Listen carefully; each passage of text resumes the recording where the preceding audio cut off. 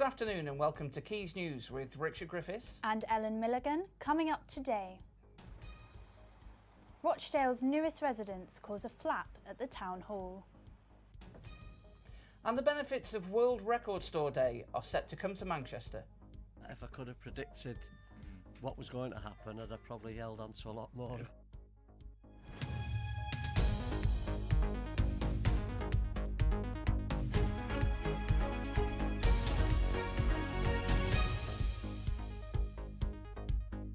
But first, our top story. We've all seen the cranes towering over the Manchester skyline with thousands of new apartments being built.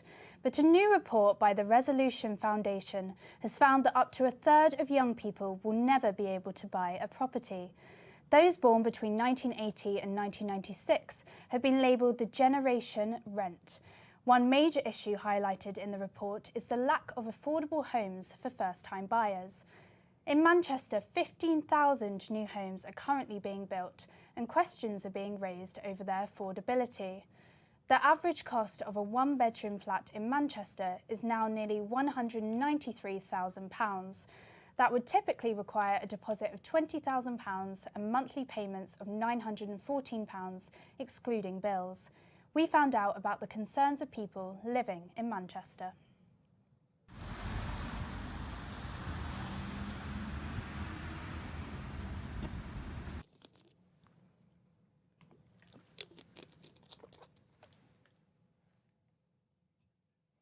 Manchester's first commercial radio station is about to become its first national station. Key 103 is set to rebrand as Hits Radio in June. The station will broadcast across the UK alongside sister stations Absolute, Kiss and Magic. Our reporter Helen Tamburo has been outside the studios today. Here at Castlefield in Manchester, just across the water from me here is Q103 radio station. Now they're owned by Bauer Media. Q103 radio has for several years been Manchester's #1 radio station, and this morning on the Mike Toolan breakfast show, Mike's been doing the show for the past 15 years, he announced a major shake-up to the radio station. They will be completely rebranded as of the 4th of June. They will be known as Hits Radio. Additionally, they will be broadcasted nationally, not just regionally, from the 4th of June. On top of that, Mike Toolan will actually be leaving the breakfast show. Controversially, some may say he's been very popular in Manchester for the past 15 years. He will be replaced by Gethin Jones, the Welshman, and who will join Gemma Atkinson, the former Hollyoaks actress, who is currently the co-presenter with Mike. They will have the same producer, Dave Haslam. Joining them as a third person will be Comedy Dave from the Chris Moyles Radio 1 days. Now, this is proving somewhat to be quite big news in Manchester, very controversial. On Twitter, Carol Austin tweeted, "Hope it still focuses on local issues." Beth Patterson said, "Gethin Jones, are you having a laugh?" And Jack Everett said, "Q103 means a lot to people in Manchester. It means pride in Manchester." Reporter at Q103, Michelle Livesey, replied to that tweet saying it will remain 100% local. I think many Manchester listeners are quite worried that this rebranding will actually result in the loss of a regional identity to the station. The father of Alfie Evans has met the Pope in Rome this morning. Tom Evans discussed his terminally ill son during a 20-minute meeting. The Pope called for prayers for Alfie, describing the situation as painful and complex. The meeting comes as the family wait to hear if their second appeal to block doctors ending Alfie's life support is successful in the Supreme Court. Costa Coffee has announced it will recycle as many disposable cups as it sells by 2020. Costa has nearly 3,000 shops in the UK, and Managing Director Dominic Paul is calling it a cup recycling revolution. About 2.5 billion cups are thrown away in the UK each year, and only 0.25% of these are currently recycled. Rochdale Town Hall clock tower has new guests. The Victorian building now has a nest of falcons. Our reporter Helen Tamburo found out how they are getting on. Rochdale Town Hall's clock tower that you can see behind me has recently made news headlines because its bells will be temporarily replacing that of Big Ben's during news broadcasts in the near future. Now, that's not the only reason people are being drawn to the clock tower. At the top of the clock tower is a nest of peregrine falcons who have just laid 4 fresh eggs, which is attracting the attention of local bird watchers who are closely monitoring the situation. And I went inside to find out more. For the council, it's a chance to interact with local primary schools. Obviously it's a Grade 1 listed building, it's famous kind of across the north, across the country, quite iconic. So the council decided to put a nesting box in at the top of the clock tower. The clock tower itself is going to get some publicity later this year because the chimes are being broadcast across the country as a replacement for Big Ben over Christmas. We put the live webcam in last year and it's got quite a lot of publicity, a lot of interest from the public as well. We have thousands of people visiting the website to view the live webcam from Rochdale, from Greater Manchester and from beyond. We also had a naming competition for the chicks, so we got quite a lot of entrants, got hundreds of entrants from that, and we've involved some local primary schools in that as well. For the Twitchers, awaiting the hatch is a highlight.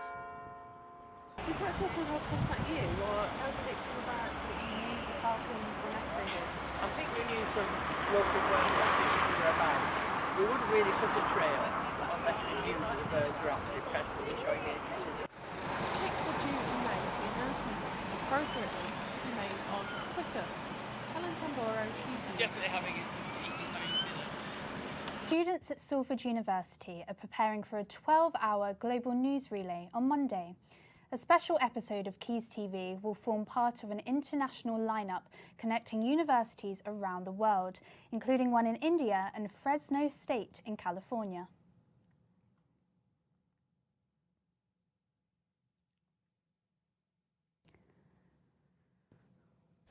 The sun is shining as students work towards a brighter future. But besides the shimmer, the darkest shadows. We'll see that homelessness in Manchester has grown massively since the recession as the gap between the rich and the poor has widened. We'll also look at why North Africa's migrants are attracted to Europe,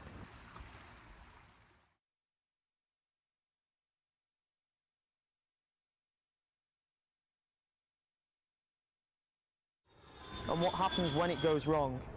And we're in Eastern Europe where sex trafficking remains a problem.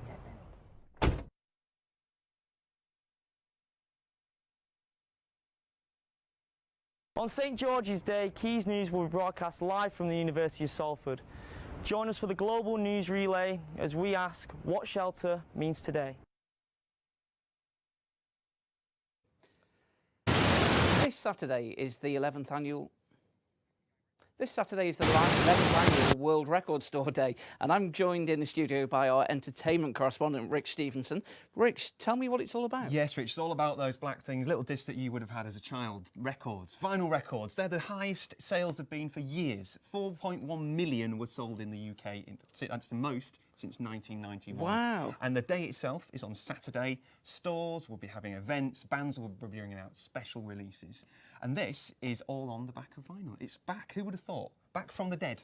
Amazing. And it's, I mean, streaming still does take up 2/3 of the market. Yes. But vinyl, it's a dead format. People would have said so 10 years ago. Well, it certainly was back in my days. Exactly, but I went round some of the record shops in Manchester and they're really pleased. Not all of them are involved officially with the actual day, but they all will see increases in people visiting. And Les Hare from King B Records had a little bit to say to me. Great. We opened 30 years ago when I don't think there was any CDs. From about 5 years ago, it started picking up even more. We have a very busy day on Record Store Day, even though we don't actively participate. If I could have predicted what was going to happen, I'd have probably held on to a lot more.